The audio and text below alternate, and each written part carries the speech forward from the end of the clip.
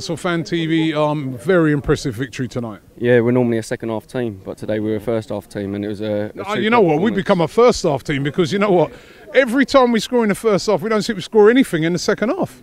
Yeah, so that's what what I'm saying. We used to be a second half team, now we are a first half team, and I'm so happy for Lacazette because he is back now. He is back, and it's good always to have competition between the team, because you know if Aubameyang starts slacking, Lacazette going, and then it means that Aubameyang would want to score more to come back into the side. It's always good to have that competition, not like. Do you think then, and that's one of the things that's going to, really keep that edge, on Lacazette, the fact that he knows that, yeah, if he slips, his place is gone.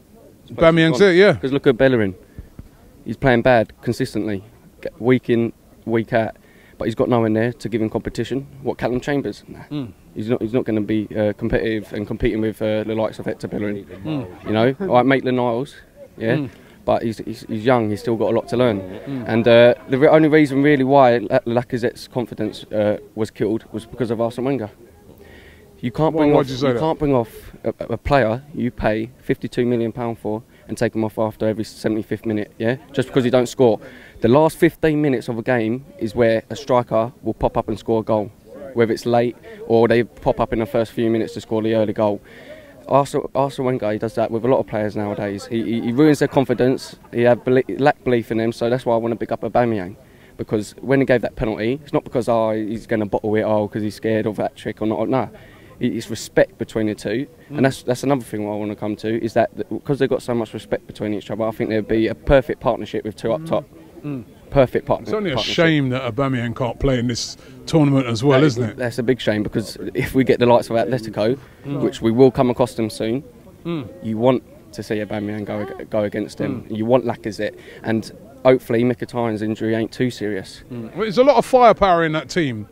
If we are going up against those, you've got to look at the tournament and say to yourself, all right, Atletico, then we've got to be one of the favourites to win it, haven't we? With the firepower that we got. Yeah, well, we're second favourites, but obviously if we beat Atletico before, I hope we get them in the final, because that means it's all in, no two-legged things, because I think over two legs they'll do us. That's the only concern.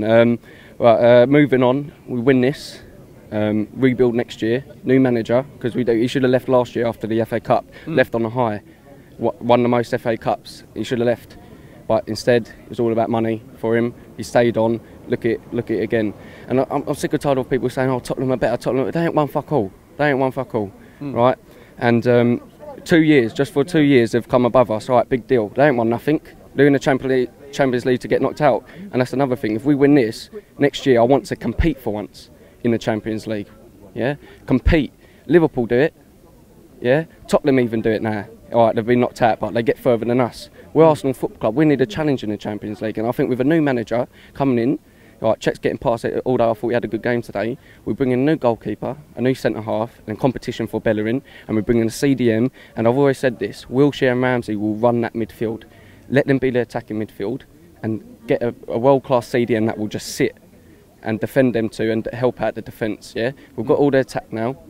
Amazing attack. You look at it and go Mkhitaryan, Aubameyang, Lacazette, Ozil just behind them. You see them walking down the side of the road, and your Chelsea defenders, for example, they'll cross the road and think, "Fuck me, I don't want to mess with them." Look, you know what I mean? So we have to bring in defence now, and we will challenge next year, and we have to fight. We have to show passion, because us as fans, we stick by it every year. Every year, and we put up with bullshit like this. So we need to push forward, and they need to show us that they care by getting rid of Wenger and rebuild and regroup and save our Arsenal Football Club.